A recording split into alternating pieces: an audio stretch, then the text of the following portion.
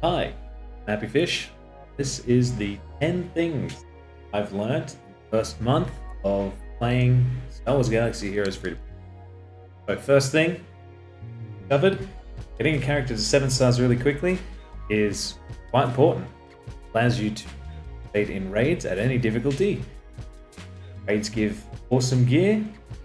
There's a number of different activities in the game that are completely locked behind particular star levels. The sooner you can get to 7 stars, the sooner you can access all the content. Some easy characters to get to 7 stars early on. Ahsoka Tano, Chopper, Qui-Gon Jinn, Boba Fett in the Cantina battles.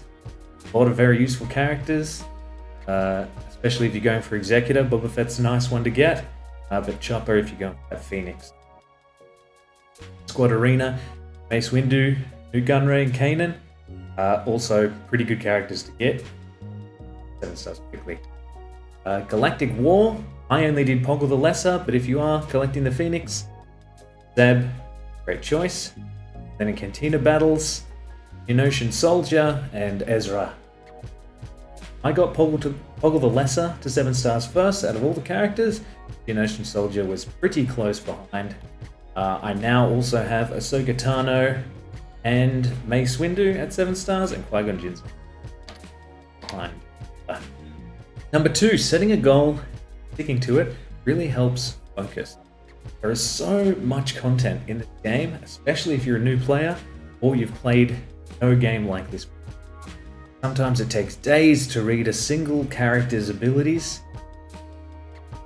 Just every day there's a new event popping up or something really crazy. So if you can pick a galactic journey to go on or a team that you really want to build, it will help you focus, let you know where you want to be putting your gear, where you want to be putting your ability materials, where you want to be focusing your shard hunts, and it gives you an idea of how you're progressing so far. Number 3, team composition. Not as important early game, I've found. As long as you can beat Galactic War, you don't really need a super endgame meta team. Most synergies aren't available until Omega or Zeta abilities for the most part. So as long as you've got high damage and high HP characters that can maybe heal or do big AoEs, you'll get through Galactic War. You'll be able to stay in a good enough rank, but arena. You don't really need the better synergy. Having strong allies, number 4, really helps with almost all the content you can spend energy on. Makes those lack of team synergies non-issue because you've just got one really powerful character wiping out. As long as everyone else stays alive, help you with 3-starring nodes you might be struggling with, and it'll also allow you to do content that you're just not geared or leveled for yet. Maybe you've unlocked it early and you just don't have the gear. Having a 7-star Relic 5 Jedi Knight Revan AoEing and hitting everyone really helps. Number 5, the Imperial Troopers are really good. They're easy to get. They're pretty much all useful in some way, and they've got some really powerful synergies.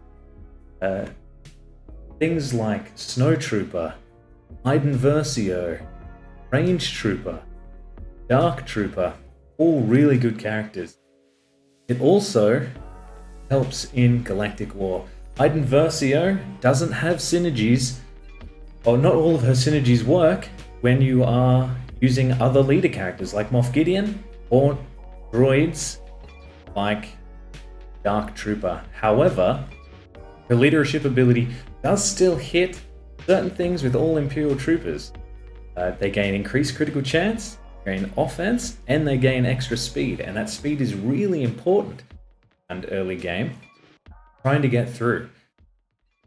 We Can Grieve Later also dispels all debuffs on your troopers and gives massive amounts of protection up, which helps survivability, which is really important in war. Really want this going. The last thing with Iden Versio that she has a 2-turn stun. Also dispels all buffs on the enemy. So every other turn with Iden can be stunning enemy, completely taking them out of the game. The team I've been using for Galactic War since I unlocked Galactic War was an Iden Versio lead with Dark Trooper, Moff Gideon, Snow Trooper, and Range Trooper. Not getting most of Iden's synergies, but these ones here is all you need. It doesn't really matter. Number 6, prepare for ships as soon as you start playing. Watched a lot of guides as I started playing. Everyone said this, and I've come to find this to be true. Your only source of consistent crystals before level 85 is Fleet Arena, and a lot of the pilots that I've been using are useful parts of other squads that you'll probably be building up anyway. Some ships to go for early. The Geonosian ships. See, I don't have Sun Fac unlocked yet, because they're all screen grabs from my own account. But I'm very close, and by having Geonosian Soldier, Geonosian Spy, Vulture Droid, and the Imperial TIE, which you'll get given for free once you unlock ships, you get lots of Fleet Arena currency, and start buying Sun Fac. You can start buying Sun Fac ship. Same with Galactic War. Having all that currency saved up from Galactic War, because you've been able to clear it with your Imperial troopers every day, means boom boom, you get it gearing up your Geonosians. You can also still buy Sun Fac there when he shows up. He's only shown up once for me, so I lock ship. Number 7, spend most of your energy on hard nodes. I don't know, I've not heard anyone else saying this, but early game at least, unlocking characters seems to be more useful than having the teams you're using geared up at maximum potential straight away. Something I've also found is I have not got access to any of the massive amounts of gear I need, like droid callers for example, but I can get them from daily challenges, which you can do 3 times a week. You also get a lot of your gear from Bronzium packs, which means you don't have to be farming those early game nodes, getting them from there. Now the biggest bottlenecks for gear I've found are these 3 pieces: the droid callers, Mark IV droid caller salvage, Mark IV Torosub keypad salvage, the Mark IV stun guns to a lesser extent, can always be gotten from these 3, well not always, but they can be gotten from these 3 challenges 3 times a week. You'll slowly be getting them up. I've found that getting shards for my characters, getting them to 7 stars as quick as possible, worth more than making sure I have all the droid callers I need, because I'm not competing with anyone else. I'm not in Galactic War, and I'm staying in the top 100, this top 1000 for Squad Arena, so I'm getting enough arena tokens to be able to purchase them out of there. Number 8 is there's no rush, and this kind of carries on forward from the last point. You're the only PvP before 85, Squad Arena and Fleet Arena.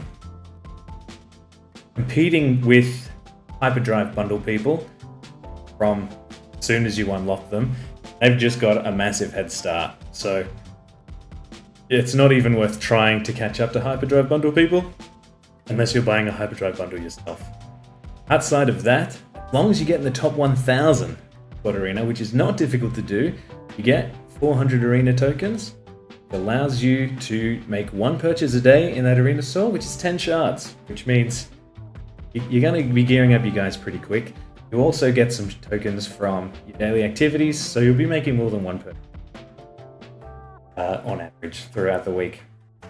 Fleet Arena as well, you want to be in that top 50, but depending on how many Hyperdrive bundle people you have, there may be more than 50 people who bought the Hyperdrive bundle, so you're just not going to be able to get in there, at least before level 85. But the higher you can get, more tokens you get by stuff from the fleet store. I found efficiency in energy spending is more important than quickly getting a character geared up as gear. Number 9, Bronzium packs. Open them. They're really good. They get free shards, a lot of useful characters in there, and you get gear. Means less spending energy on character on nodes to get specifically gear. You can get those droid callers, you can get the keypads, you can get those holo projectors, I think they are, which I've been starting to need more and more of. You can also get Boba Fett, General Veers, and Snowtrooper early. If you look underneath, Snowtrooper is not accessible in Cantina until 7B, and in light side battles until 8C, so you can unlock Snowtrooper way quicker in the Bronzium packs than you would ever be able to access. I'm not able to access 7B Cantina or 8C light side yet. Veers, every time you get a full pull of Veers, that's an extra 50 Veers shards. It means you don't have to be farming 4C for as long. And then Boba Fett, that's 80 shards if you can pull him as a full character. And every time you don't have to spend Cantina currency on Boba Fett, you can be spending it on one of the many other characters. Finally, number 10, focusing on guild activities every day. Probably the least important of all of the 10 facts, but I find this currency is really hard to come by, and there are a lot of things you want to get out of this store, and even store exclusive characters. So focusing on these, even just more than usual, is really useful. They cycle through the same cycle every week, every day. All energy is the most important one, which you don't even have to worry about because you'll be spending all of your energy that day anyway. But daily challenges is really easy to just save your daily challenges until the guild reset happens. Squad arena is really easy. Save your 5 squad arena and tips until the guild reset happens. Maybe you only refresh your Cantina energy on the day that Cantina energy matters. Save yourself some crystals instead of refreshing every day, especially if you're free to play.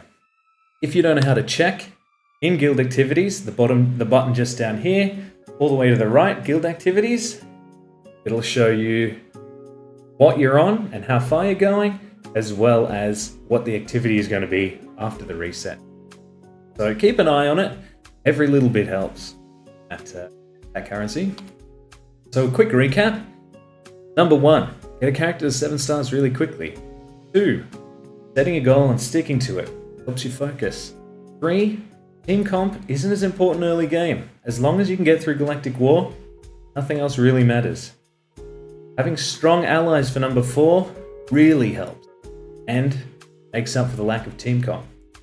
Number 5, Imperial Troopers, don't sleep on them. Really good, pick them up. Number 6, prepare for ships straight away. 7, spend most of your energy on hard nodes. My energy is all accounted for every day for hard nodes. I spend no energy at the moment trying to actually get gear. Number 8, there's no rush. Everyone is at the same level where you're at in the game right now. You get put into particular shards of everyone who started at the same time, or rather got to that shard at the same time as you. So everyone is waiting for the gear, is waiting for the star promotions, waiting for the shards. There's no real rush. Bronzium packs, open them, get good stuff out of them. And finally, and least, focus on the guild activities. Just make sure you get those guild activities done. That's been my 10 things I've learned in the first 30 days of playing Star Wars Galaxy of Heroes. If you've got things that you learned that I didn't talk about, make sure to put them down in the comments below. If you've been playing longer than 30 days, you've got something that I haven't mentioned, please let me know. I'm always willing to learn. I'm always watching Star Wars content, so please, let's engage. Have a good one. Thank you so much. Bye.